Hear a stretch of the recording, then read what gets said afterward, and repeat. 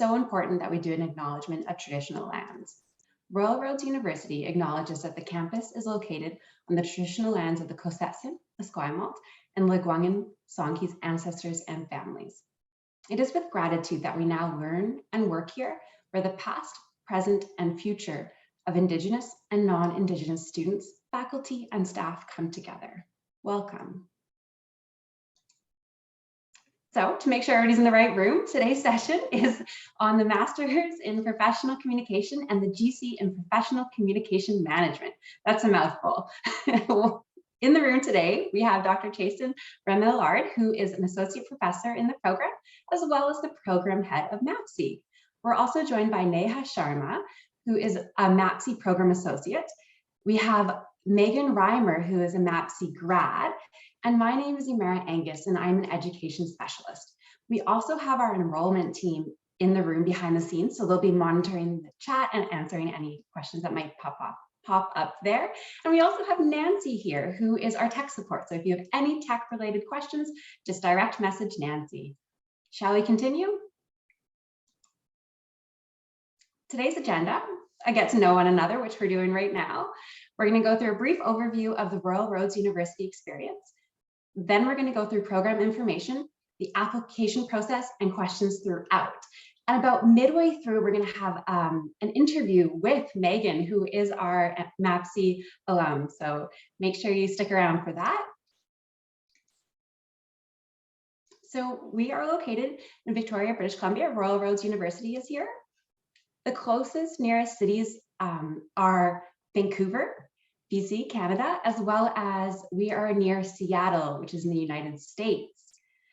Top 3 industries are advanced technology, tourism and hospitality, and education.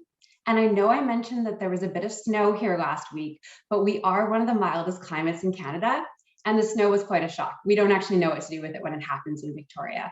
So it's a beautiful weather almost all year round.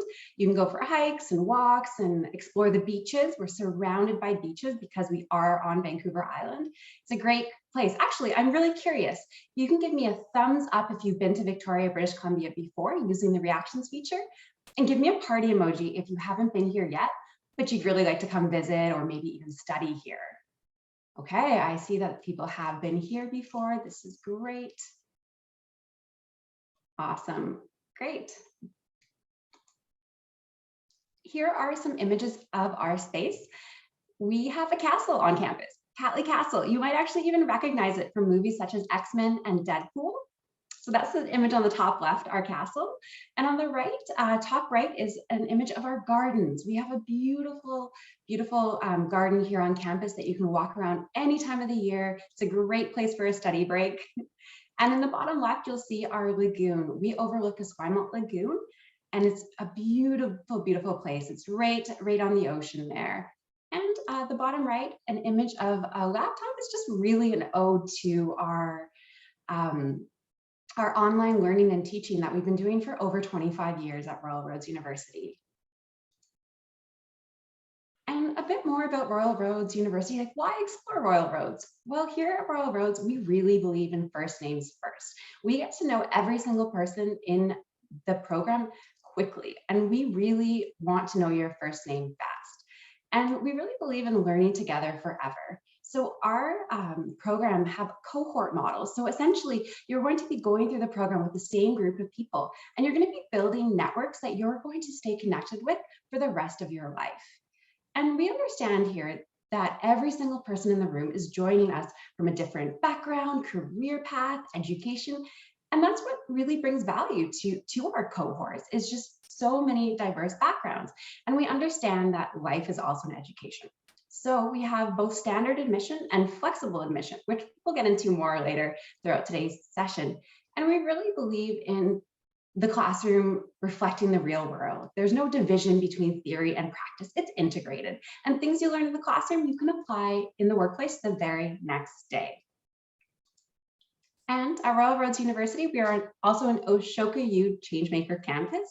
And what does it mean to be an Ashoka U Changemaker campus?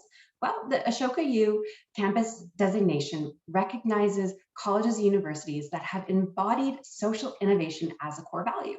And here at Royal Roads University, we truly believe in that. We believe in leading and empowering others to lead positive change in the world. And I'm so pleased to welcome Dr. Chaseten Remillard to speak about the program structure. Everyone, welcome, and really glad that you all made it out today. And thanks, Emara, for the great introduction to the university and to the program. So my name is Dr. Chaseten Remillard, but as Emara said, at Royal Roads, we usually go by our first names. Where we're comfortable, most students call me Chase. And really my role as program head of the MAPC is to make sure that the program has the right academic oversight to be successful and to help students manage the academic side of their program and to work with faculty and course developers and so on to offer the best sort of program that we can. And then you'll meet Neha a little bit later. She's part of the program team. And so the program team is there to provide support to students in terms of sort of day-to-day things, practicalities, pragmatics, access to certain things on campus, questions about schedules, and so on. So one thing that I really am very proud about Royal Roads and our program is that you know, when you go to a bigger university, tends to be that you don't really get to know your professors very closely, and a lot of times you're sort of on your own, and that's less so at a grad level, but definitely at Royal Roads, the mandate is really students. So a lot of the faculty that we have are teaching focused, and we do research, but we all really love teaching. So I think that's an important thing to keep in mind. And if you think about a professor whose priority is research rather than the priority of teaching, when they're interacting with students, that's like a distraction for them to get back to what they really want to do, which is research. Whereas for most of us, we love to do research, but we actually really also love to teach. And I think that's what makes a teaching university and what makes Royal Roads really special about that. So how does the program work? So the program structure is sort of divided into two main timeframes, if you like, year one and year two. And in that 2-year program, you have to complete 36 credits. And so in year one, what happens is you come in, and we have our sort of famous or infamous, depending on where you're at, intensive, we call it. And what that means is that you're doing, to begin with, you do 3 courses at once, and you have a 2-week period where either you're in synchronous classes online, if we need to be, which we have been since, of course, since COVID has hit, or if the opportunity is available to us, then we are on campus and we're in the classroom for 2 weeks. So you have three courses running over about 12 weeks in that first term, and 2 of those weeks are on campus with all of your cohort, and that's what we call the intensive. After that, you move into sort of distance 1 and distance 2, and each of those have, you know, certain courses that you need to complete. Our courses don't ever run more than 1 course at a time. So you would complete 1 course and then start another. And then as you move through the program to year 2, then you start year 2 with another intensive. So again, if we're able to be on campus, we're on campus. If not, then we're online. And that's really where the sort of movement into these different completion pathways occurs. And there's 3 different completion pathways that you can have that really make up distance 3. So the first completion pathway is the default pathway, which is the research paper. And I think that's the next slide, I think. I hope it is. Maybe it isn't. Yeah. So the research paper option is the default. That's the way that we originally designed the program, in the sense that we designed it for the majority of students who would be going through, which would want to kind of marry the the ability to do focused research at a graduate level, but also have a diversity of course options that they can take. So you get a few electives with the research paper option, and you do a guided, you have an instructor with you and your cohort, members of your cohort in a class where you do like an extended research paper or project that's worth 6 credits. So it's more than just one course, it's sort of a deeper project and you get some research. If you're really keen on a research topic that you want to pursue, or if you want to work with a lot of people, because you can work with people in the research paper as well, but if you want to work with like more than one focus group, or you want to do a series of interviews, or if you want to work with vulnerable populations and that requires a sort of more complex level of supervision and research ethics approval, then the thesis option is really where you go. And that allows you to have the opportunity to dig into a topic that you've designed and that you've built with a supervisor. So you work, I was actually Megan's supervisor, she did the thesis pathway. So Megan and I, we work closely together to kind of build a question, go through research ethics, and then she works to complete her thesis. And there's another member of the committee. There's a 2-person committee in a thesis. And so they're there to also offer like oversight and input. So the thesis option is there to create your thesis, and then you actually get an external examiner. So it'll go to a professor somewhere else outside of Royal Roads. They'll take a look at it. And then after that external takes a look at it, you'll have a defense. And then you will have question and answers, and you'll defend your thesis. So the core part of it, the 24 credit core courses, the 8 courses, 7 or 8 courses, it depends on which pathway, are the same for everyone. But then when you get near the end of like I said, near the end of the program, you kind of can tailor which pathway you want to go. And the course-based option just allows you not to have to engage in that kind of research that you would do in either the thesis or the research paper. And instead, you can go and take 2 courses from other programs at Royal Roads. So you could take general studies course, you could take a leadership course or something like this. And so you're allowed to then take 6 credits or 2 courses of non-program electives. So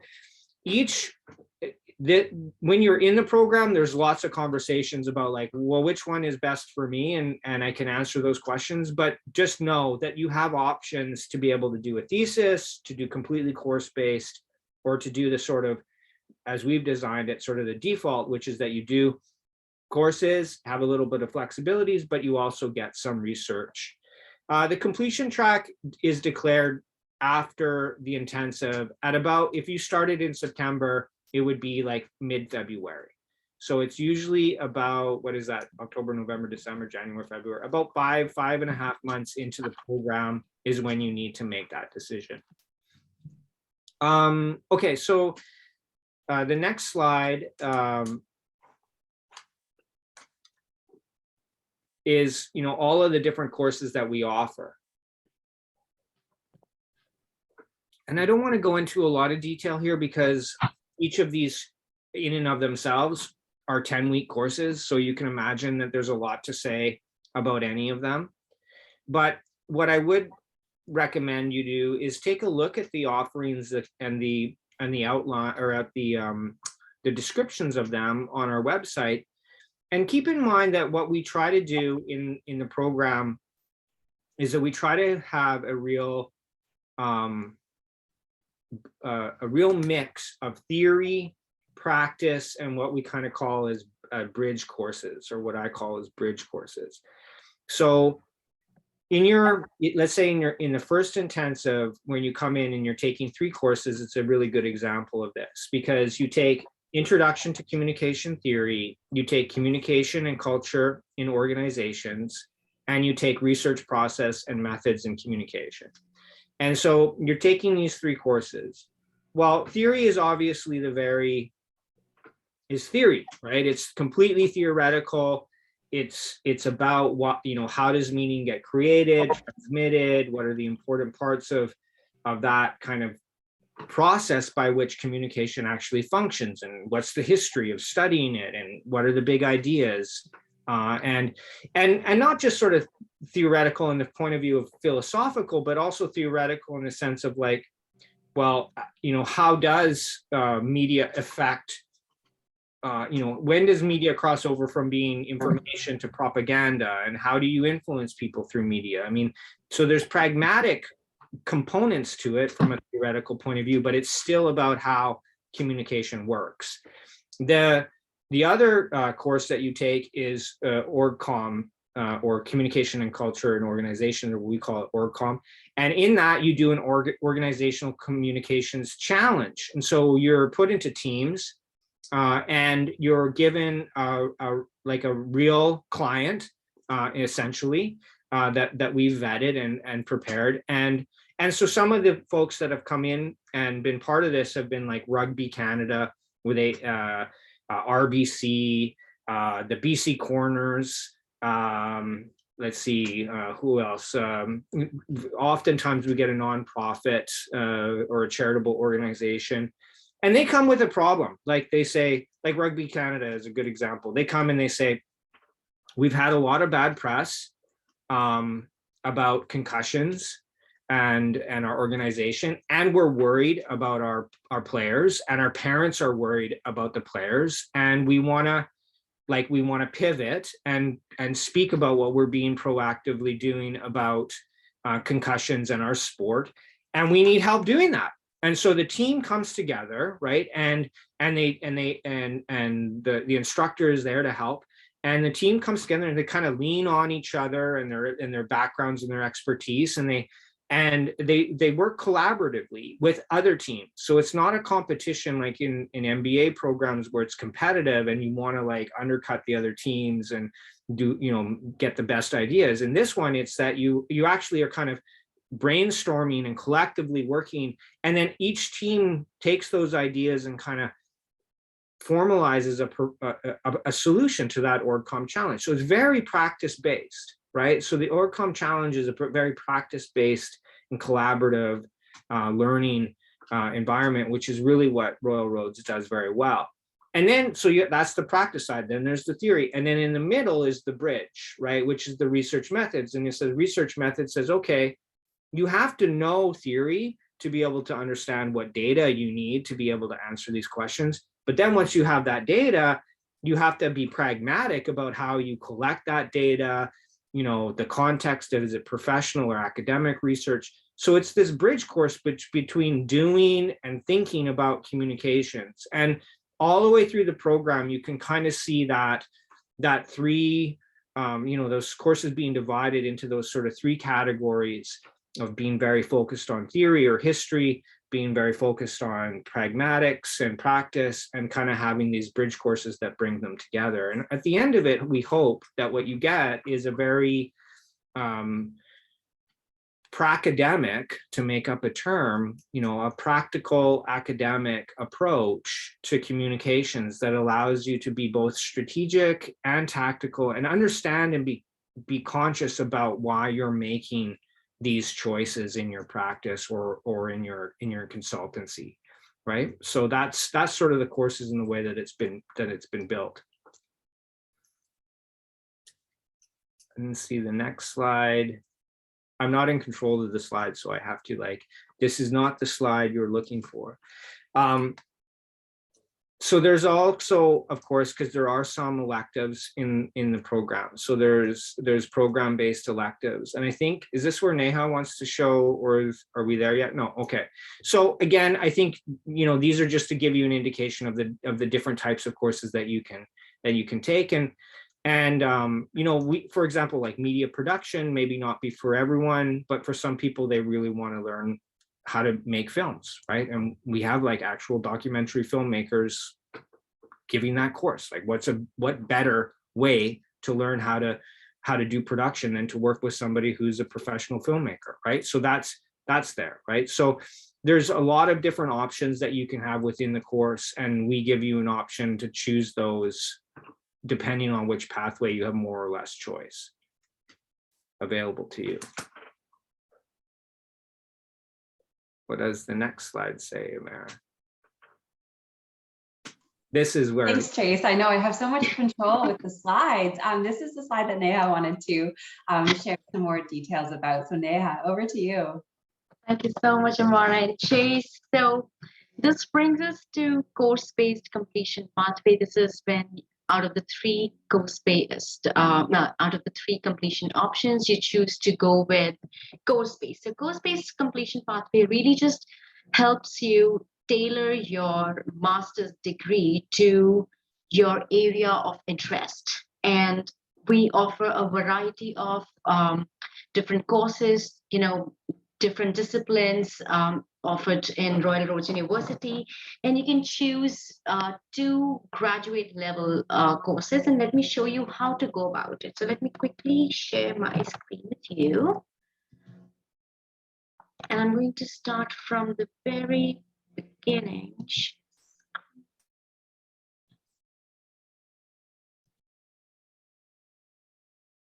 Just for ease of understanding, in case you're not able to go directly to General Studies page, all you need to do is type Royal Roads University plus General Studies. And this is what will be the first link. So General Studies, Royal Roads University, just click on this. And I think I should reduce I should zoom out a bit. Okay, so this is what we're going to see. And as you scroll down, you would notice that this is right here where you can define your searches. So whether you want an online delivery or you want blended or you want on-campus element to it, then you have courses right here, which you can scroll down and you can see this plethora of options. So easily about 150 to 200 courses that you can select from. These, you can see the credits. All you need to do is to get more information. You can just click on them, read about them, see if that interests you. If it does, you then come to us. We will be taking care of you. You don't have to fill in any extra forms. There's no other requirements except for maybe your updated resume, because this will be going to different host schools.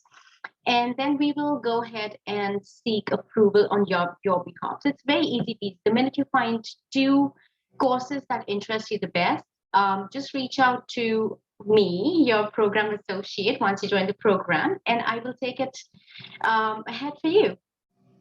So, yep, this is where you need to go. Just Royal Roads University plus General Studies. And that will be it.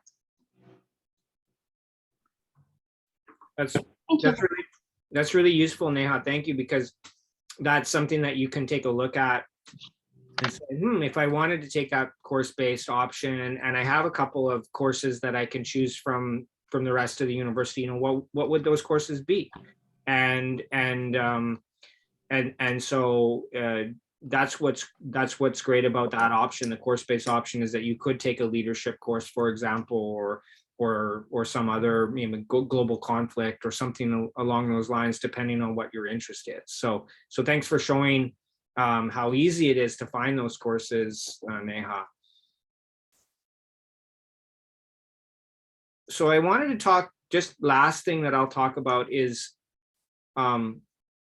where do people come from and where do people go when they come into the MAPC and when they exit the MAPC. And the one thing about Royal Roads that you'll learn very quickly is that we use a lot of acronyms. So I don't think we've ever really called the program the Master of Arts in Professional Communication. We always call it the MAPC. And I think even Emara started us off calling it the MAPC. But that, when we say MAPC, that's what we're talking about, is the MA in Professional Communications. And so folks come into the MAPC from all different places, as probably if we were to do a little straw poll in the chat right now, we'd probably have somebody who's maybe working in government right now, probably somebody who's in the private sector, or maybe somebody who's worked in government in the past. We have people who come in who are entrepreneurial, they run their own consultancies, or they work for big private consultancies. We have people who are in higher education. They might be part of communication teams in universities. They might be folks who are graphic designers or filmmakers, photographers. We have people who may be in the philanthropic areas or non-government organizations. We might have people who are really do a lot of stuff only in digital, but they might be also coming from more traditional publishing backgrounds as well, like newspapers or media in general. So, I mean, that's what's really quite amazing about the cohort, is that there's people who are coming into the program with such great diversity. That's what makes it really interesting to teach in the program as well, because there's people who can say, oh yeah, when I was working with this organization, we did this, that, and the other. And what's also great is that the program is not designed for people who have come straight from like a BA in communications, right? So what this does is we sort of say, okay, we don't really know where people are coming from, so let's all like build a foundation. And that's really an inclusive way to do it, because that allows for people who may have been out of school for a while to get refamiliarized with communications as a field of study or as a discipline of study. It allows people who haven't had a background in communications before to get to kind of come up to speed on the terms and terminologies. And it really, I think, fosters a really strong learning community because of the fact that we have such diversity in the classroom. It structurally creates a situation in which we have to be inclusive, and we have to reconcile the material with the fact that there's all kinds of people, learners coming from different places. And then, you know, if people have come from those areas, people go back out into the world, into those areas. And people also go on, like Megan, to pursue higher education. And I'm guessing that she'll speak about how surprising that revelation was for her, that she would consider doing a PhD, because I don't think she came into the program thinking that that was an option or something that she was interested in doing. So of course we set you up for that pathway as well. You might get in and be like, this is my jam. I love being in school and I'm not done being in school. And of course our degree allows you to go and pursue a PhD pretty much wherever you wish, and in a couple of different disciplines too. I think the big thing that people gain when, and I can't speak for people, but from what I've heard from people leaving, is that people gain a really solid network of friends and colleagues from being in this program. And they also gain a kind of a little hammer to break glass ceilings for themselves in their respective career paths.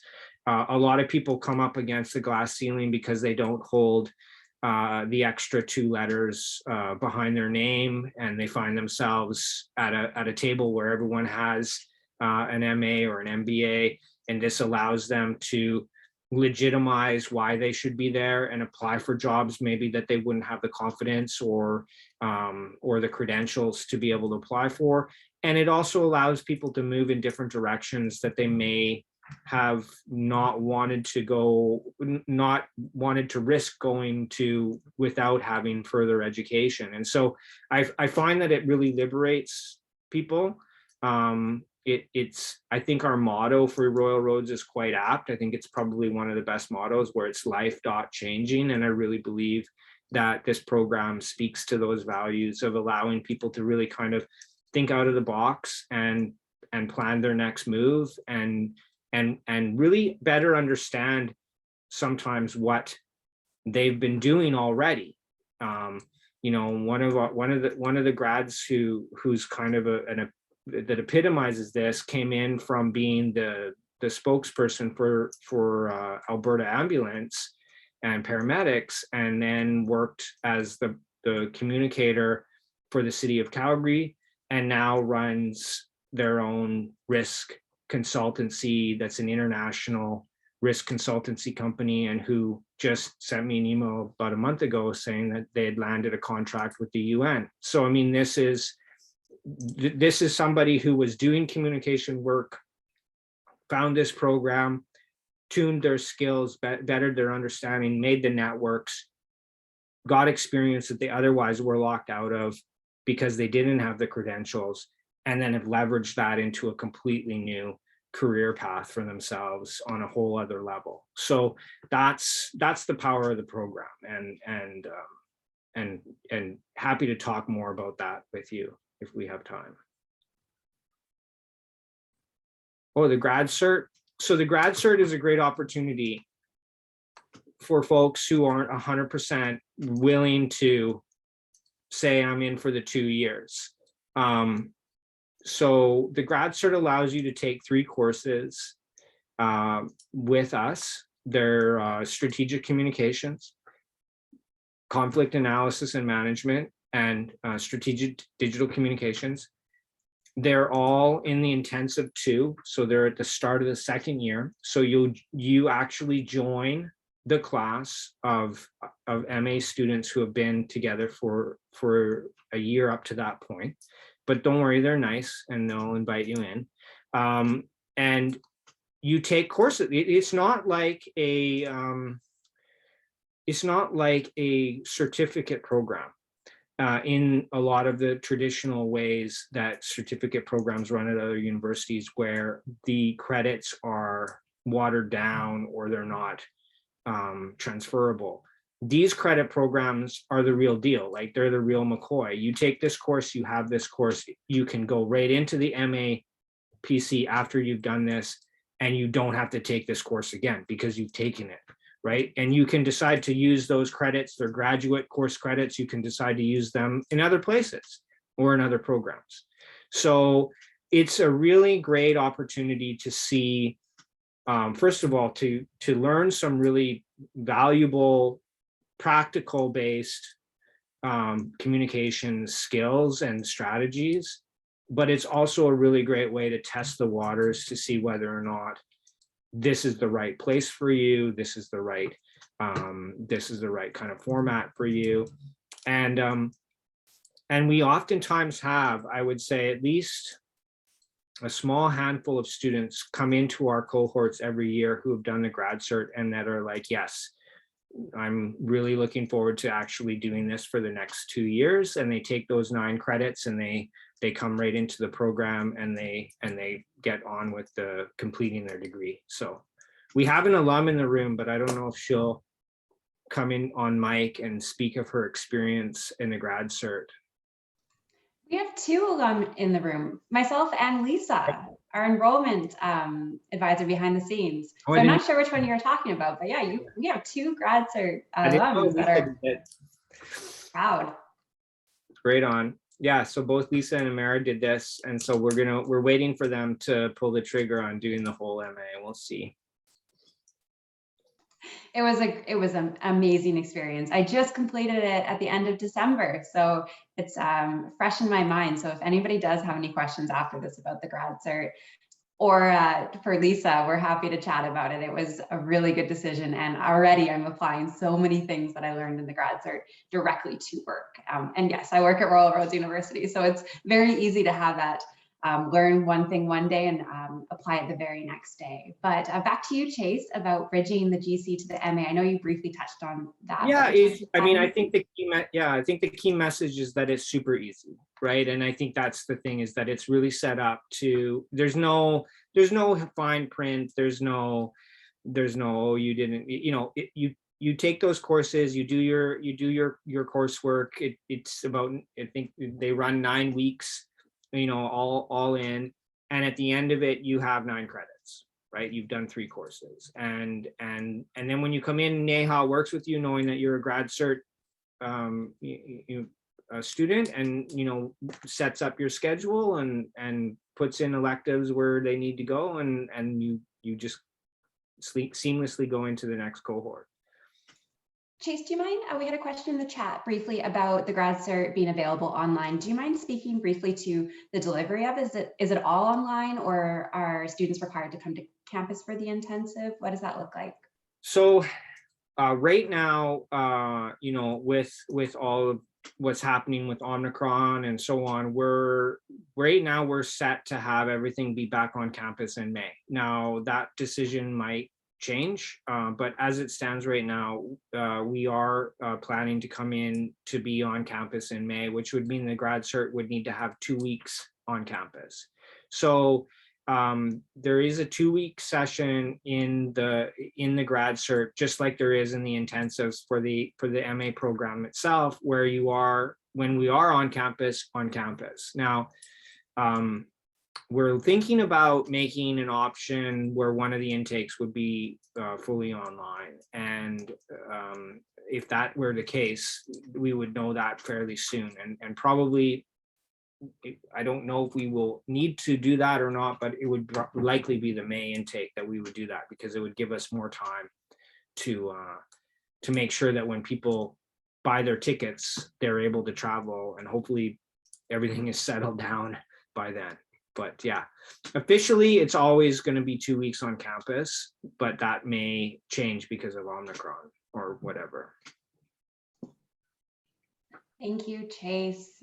And I did my grad cert, I did it all online just with the current situation, and it was great. The residency or the intensive was 2 weeks and lots of learning. My brain is still full and still understanding and learning everything. So now we're jumping into another grad, but we have Megan Reimer, who is a MAPC grad. She's going to be joining us for a question and answer. So welcome, Megan. Thank you. Excited. So I'm gonna, go ahead. I'm excited to be here. Thanks for having me. So I wanted to start with the question of, tell us about yourself. I know we've introduced you a little bit throughout the session, but give us a quick overview. Who are you? Tell us about yourself.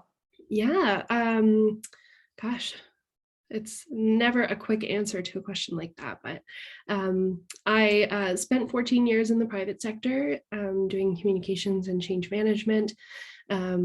I did my bachelor in professional communications online through Athabasca University, and while I was working, and completed I started my MAPC in September 2019, so just prior to COVID, and then COVID hit and I was laid off from my job, and was glad to have the MAPC to fall back on, because it was a tough job market post-COVID for sure.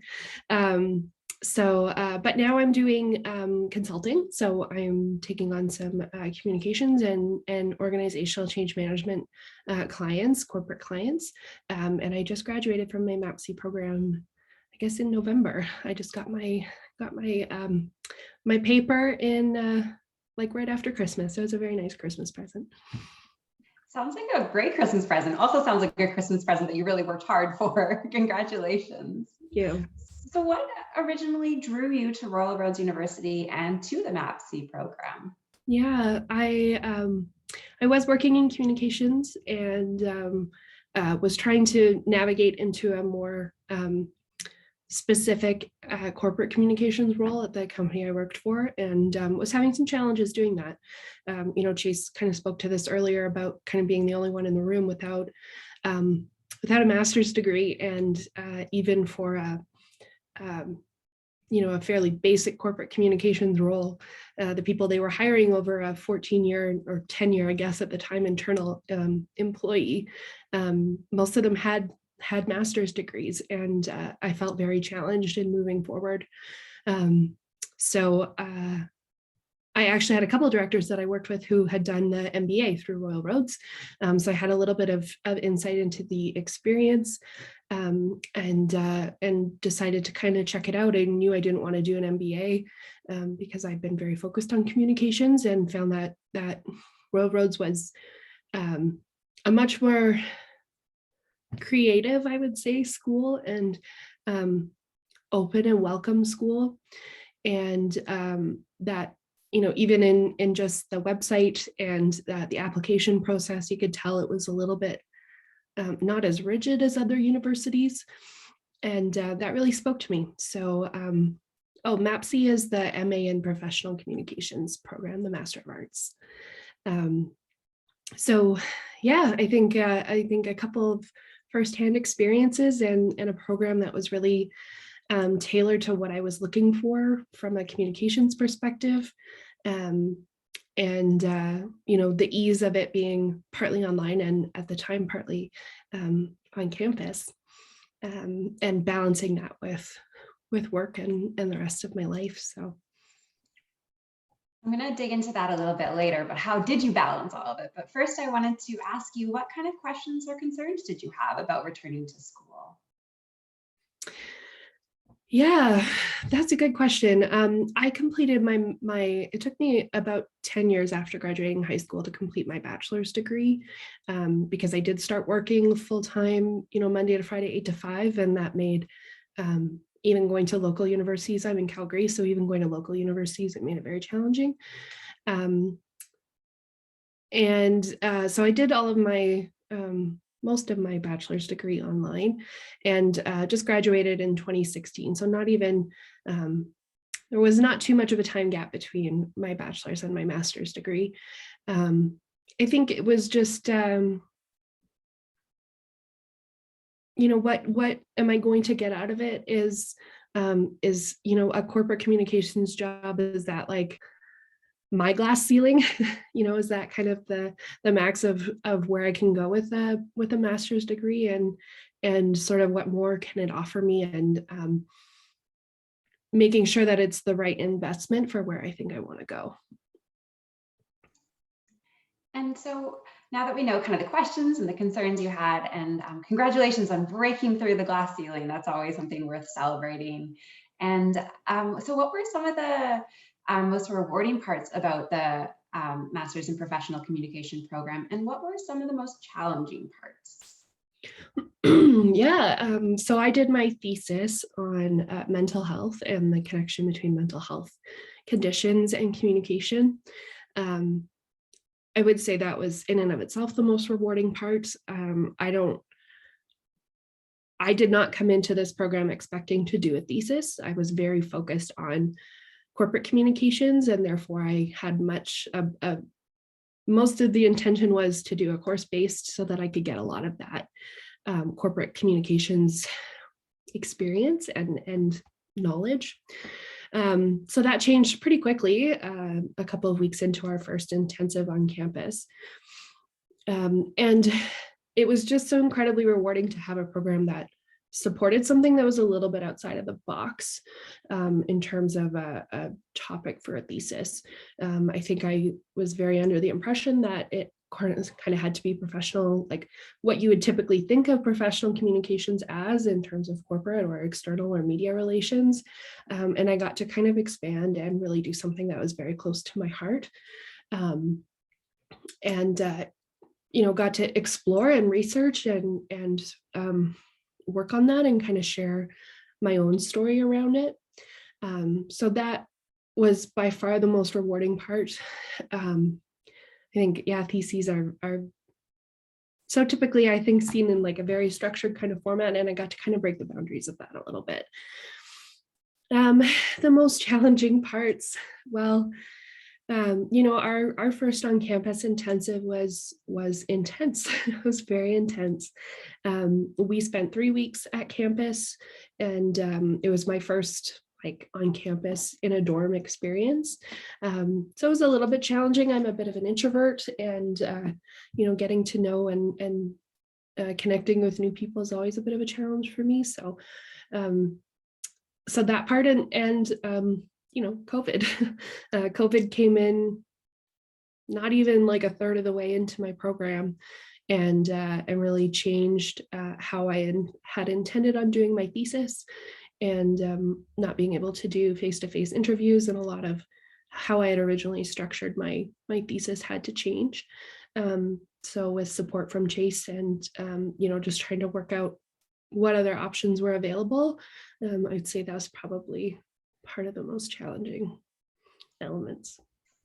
Thank you for sharing that.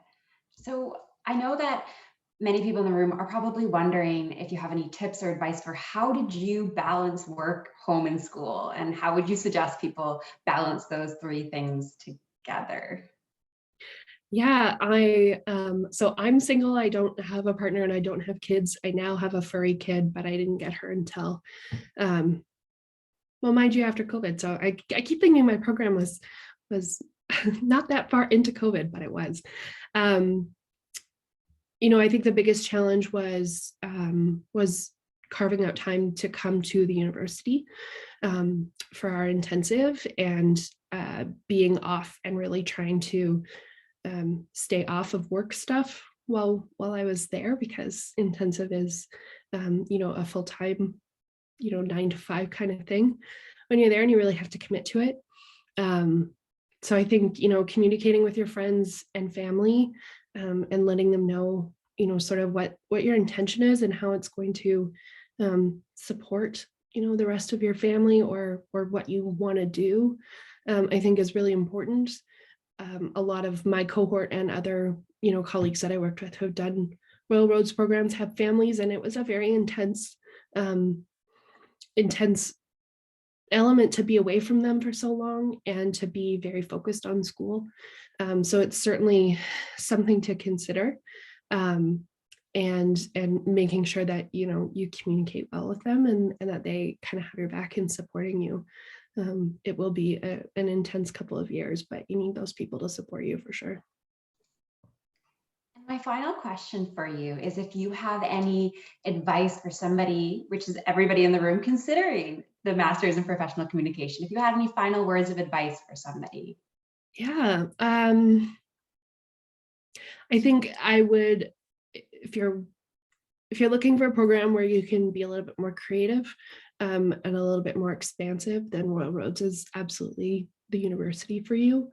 You'll see that in so many different elements of the program. When we were in our intensive, we got to do a garden walkthrough with the head gardener and go through the garden in the fall. And it's not super, it's not at all corporate communications related, but it's something that was very powerful.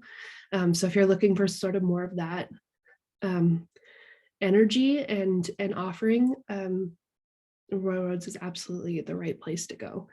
And when I was writing my statement to as part of my application process, was kind of when I came to the realization that I have so much more potential than a corporate communications job, a mid-level corporate comms job. And I think seeing the potential in yourself is going to be really important, and being open-minded. It is an intense course. It's an intense program. You have amazing cohort who are all from different realms and walks of life. And if you're not open to what's being offered to you in terms of a more flexible kind of education, then I think it could be really challenging. So stay open, understand your potential, that it's essentially limitless, and do it because you want to do it. Don't do it because you think you need it for a job, or the letters mean anything after your name. Do it to get a sense of learning again, and just expanding as a human. Thank you so much, Megan. Thank you for taking the time to honestly share your experience, your advice. And I think if everybody can give you a round of applause using the reactions feature, or you can do it on screen. Thank you so much. My pleasure. So now we're going to jump into the how to apply, because it sounds like we're ready for that part of the presentation. I will invite everybody to open up the chat. And if you have any questions, now is a great time to start adding the questions to the chat, because we have Neha and Chase and Lisa monitoring the questions, and they'll be able to respond in the chat. And then if we have a few minutes at the end, we'll be able to address them in the presentation as well. Okay, so moving to the next slide here, how to apply. So as I mentioned earlier, we have standard and flexible admission. So with the standard admission, this is just a classic kind of completion of 4 years or comparable for an undergraduate degree in a relevant field, and evidence of having sufficient knowledge, skills, and abilities to complete a demanding academic course of study at a master's level, and normally at least 2 years of work or volunteer experience. So this is for our standard admissions. And I wanted to mention that our website is a really valuable resource for looking at the admissions. So I highly recommend that you go there and you look at it. And I wanted to mention that we do everything case by case. So don't self-select yourself out. Like, if you have any questions, if you're eligible, please connect with us, because we will look at your experience case by case. And you don't have to apply for standard or flexible admission. You just can apply, and then we can determine. So this is our flexible admission. So applicants without an undergraduate degree but more than 3 years of relevant post-secondary education should have at least 3 years of relevant work experience. And then we've kind of continued to outline, like, applicants with 2 to 3 years of relevant post-secondary education should have at least 5 years of relevant work experience in a leadership capacity. And then if you have less than 2 years of relevant post-secondary education, you should have at least around 10 years of high-level professional communication. So as mentioned, case by case. So don't ever self-select yourself out. Reach out to us. And we do have academic writing and critical thinking course. So academic writing skills, as you can imagine, are required for success in this program. So we do have some upcoming start dates, and this is something that you want to complete in advance of the program. And I have a feeling that Lisa's gonna pop a link in the chat so that you can see when the upcoming next academic writing and critical thinking courses are. And I wanted to mention that Royal Roads University, our primary language of instruction and communication is in English.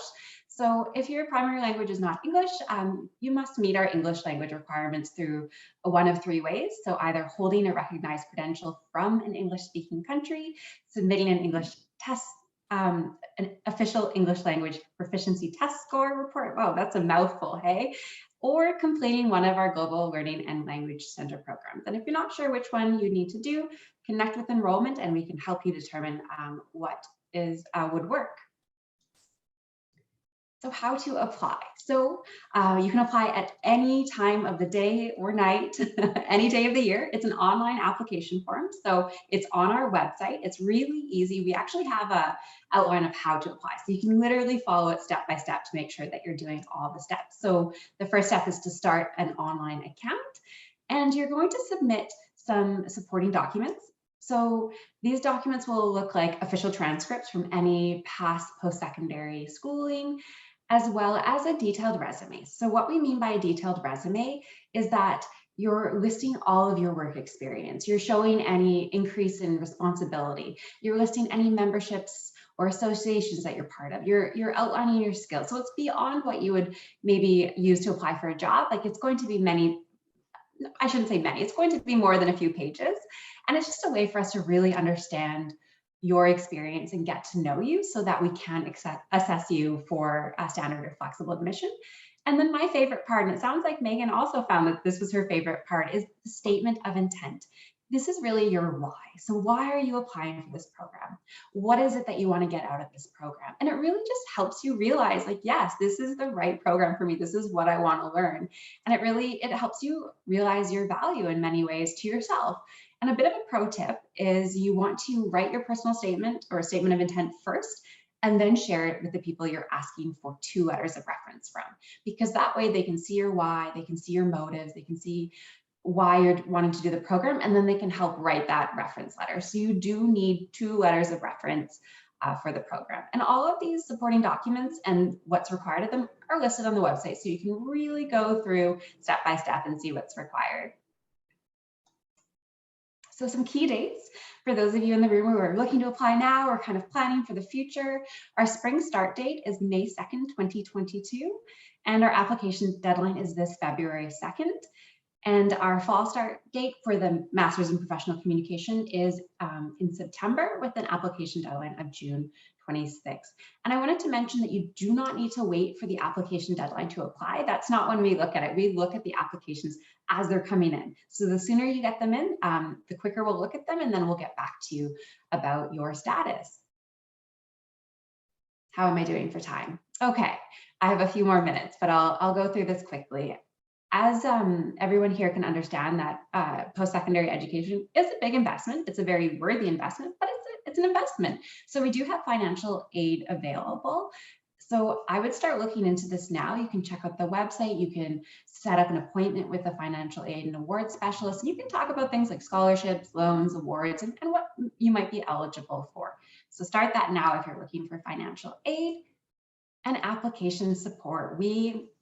I hope you know at this point of the presentation that we're here to support you, and we really want to help you find the best program for you. So if you're not sure which program's right for you or how to apply or any of those things, please connect with us. This is our information. So sending an email is a great way to get in touch. If you're within Canada, I would reach out to enrollment advisors, learn.more@royalroads.ca, or if you're coming from abroad and are an international student, you want to reach out to learn.more.international@royalroads.ca. And now we're going to jump to the questions. So I'm going to stop sharing my screen and I'm going to have a look at the chat. Chase and Neha, if you've seen some questions come in, please feel welcome to start answering them. I'm just looking now, but I also just wanted to, I put it in the chat, but I forgot to mention that Megan finished her thesis with distinction. And I only say that because it's a pretty big deal. It's only reserved for about 3% of the people who do their theses. So so she did a really good job on her thesis.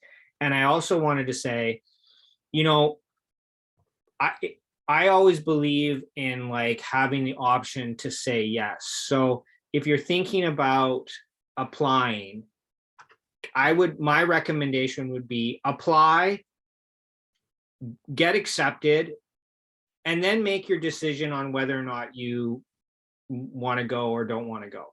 And then you have it in your pocket and you can make that decision. The application process is not that difficult, and oftentimes people think, oh, I don't know if I want to apply. If you applied and you have your acceptance, then you can just say I'll defer it, or I'm not interested. But then you have it, and then having it kind of makes part of the decision too, you know, in terms of the application. There was a question earlier I saw here about relevance of degrees from Nikki. Are there certain degrees? I'm not sure if that was answered or not, but no. We've had people who have come into the program from nursing, as odd as that might sound.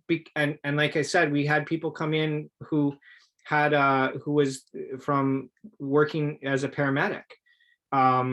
So no, we're not disciplinary, exclusionary. You don't have to have a degree in communications to come into the program. So if you have a degree in English literature, yes, 100%. But even if you had a degree in a science degree, we've had people who've done that as well and come in and taking the MAPC with us as well. I wanted to jump in really quickly, Chase, and then I'll hand it back to you. But I know it's 1 o'clock and 1 o'clock Pacific time. If anybody has to jump off, we are recording the session. So I'll send out the recording link after, and you can always just zoom right to the end of it and watch the rest of the question and answers. But we're going to stick on for a few more minutes and answer some of the questions in the chat. So a question I did notice, I just went to the top, is are there course based in media technology, Chase, like media, programming for communication projects, data analysts? There's not a course on data analytics yet. That's definitely something that will be coming up. But yeah, there are a couple of different courses on technology and media, but there's nothing on programming or on data analytics per se. There's a social media course, but there's not an analytics course. And then I'm just going to read the questions to you. And for the next question is, for the online portion of the Grad Cert program, do classes take place after traditional work hours?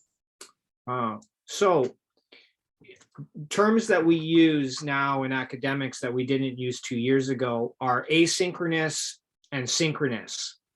So asynchronous means that there's material that you need to get to that does not have a schedule attached to it in terms of a meeting per week. So the intensive has 3 or 4 weeks of asynchronous learning, 2 weeks of synchronous learning, and then 3 weeks of asynchronous learning afterwards. So what that means is that in those opening weeks, everyone will be doing the same work, and there will be a check-in from the professor, but there won't be a class time to meet. So it'll say, for this week, make sure you read the first 20 pages of the textbook, answer these questions, post something to the forum, and fill out, and do this. But there won't, and listen to this lecture or this video that I've created, but there won't be a class time. Oftentimes in the asynchronous portion of a course, the professor will hold an office hours that will be an optional activity, because not everyone can make it, and it will be recorded and available to people to look at it at another point. When you come to campus, obviously then there'll be a class schedule, but if you were online, for whatever reason, if we have to be online, then what happens is that we have synchronous Zoom meetings like this, where you would meet with me, let's say if I was teaching, and we would have 90 minutes, but usually they're about 90 minutes because people can't take more than that. And it's a class, right? And it's recorded, and it's expected that you're there. So it's not a self-directed course, like I call it correspondence. That was what it was called, back. It's not like taking a degree, like Megan mentioned, from Athabasca, where you get a big box of books and they're like, here you go, you have 6 months to complete this course. That's not how our courses work. Our courses are like, here's 10 weeks, everyone's doing the same thing. The prof is there for 10 weeks, your cohort is there for 10 weeks, but it's asynchronous. That's if you're not having the intensive. If you're in the grad cert, you'll have that kind of experience for 4 weeks. You'll have 2 weeks of synchronous, and then you'll have 3 weeks of asynchronous. So I know that's a kind of a bit hard to get your head around, but you're not alone. Like, that's the key thing, is that you're not alone in that learning model. Like Emara and Lisa can speak to that. You're always prompted, you're always like, you're kind of in class all the time. It's just that your cohort is always at the same, you're all working on the same assignments. And so you're not feeling like isolated, right? You're feeling like you're part of a learning community. And for that reason, we have really high completion rates, right? Like over 95% completion rates, which means that everyone who comes into the program eventually leaves with a degree, and that's because I think there's a sort of social pressure and a community there to help you and support you through it. You're not like having to go down into the basement with your books and crack them open and work on them on your own, right? Yes, I can absolutely agree. I met people in the cohort, like I was entirely online, and yet I still built relationships and still am in touch with the people that I met. And somebody that was in one of my courses literally called me, and we just had a phone conversation for an hour about an assignment and just chatted, and they were calling from Calgary. And it was, so you do build those relationships with your cohort, and you can bounce ideas, and it was really incredible experience. I do want to be mindful of time. I know that we're kind of a little bit after 1 o'clock. We just had so many exciting things that we wanted to share with everybody in the room here. So we are here to support with any questions. If you want, if any of the questions went unanswered, please connect directly with an enrollment advisor.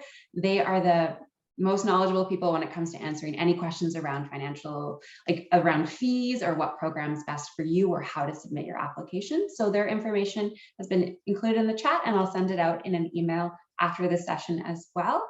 And I just want to ask Chase, do you have any final words for the people in the room here today? I mean, I would just say go for it. I don't think a lot of, I kind of think of it as there's never really a great time. Like, there's never a perfect time, let's put it that way, right? There's never a perfect time to start going back to school. There's never a perfect time for whatever, right? If this is something that you have been thinking about and that you're interested in, it will always be tough and challenging. but it'll always be rewarding. And if you want it and you're serious about it, you will get it at Royal Roads, because Neha will find you. Like, she will track you down and be like, hey, why are you not in class? Like, we know your names. That's we know you. We know your name. We will find you if you don't show up to class, and we will make sure that you finish, right? And that's sort, like, that sounds kind of creepy, but that's actually like, that's sort of how it rolls at Royal Roads, is that it's a very strong, supportive community with the students being the focus. And so don't think that there's going to be like this magical moment with the clouds part and a ray of sunshine comes down and it's like you have all the time in the world to do your MA. That probably won't happen. So if you're thinking about it, you might as well just go for it. I'm going to latch on to what you just said, Chase, and also share that we do offer a lot of flexibility to our students. It's a terrific course, but it does tend to get intensive, and we do understand that most of our students do have full-time jobs to take care of. They have families, and then, well, things happen, right? So please know that we do have fantastic professors who are always there to offer you support. And we in the program office, we can make things really flexible. So if you ever have any questions, if you think that, the rate of or the speed of the program or certain course is going too high for you, it's too much, and you would want to take a little break in between and then restart, there is always flexibility. So reach out. It's a great course. Well, thank you so much. Thank you for everybody here who joined us today. Thank you, Chase, Neha, Megan. It was a pleasure hosting today's session. And if anyone has any questions whatsoever, please don't hesitate to reach out to us. Take care and have a great rest of your day today. Bye, everyone. I put my email in there if you want to send me a note.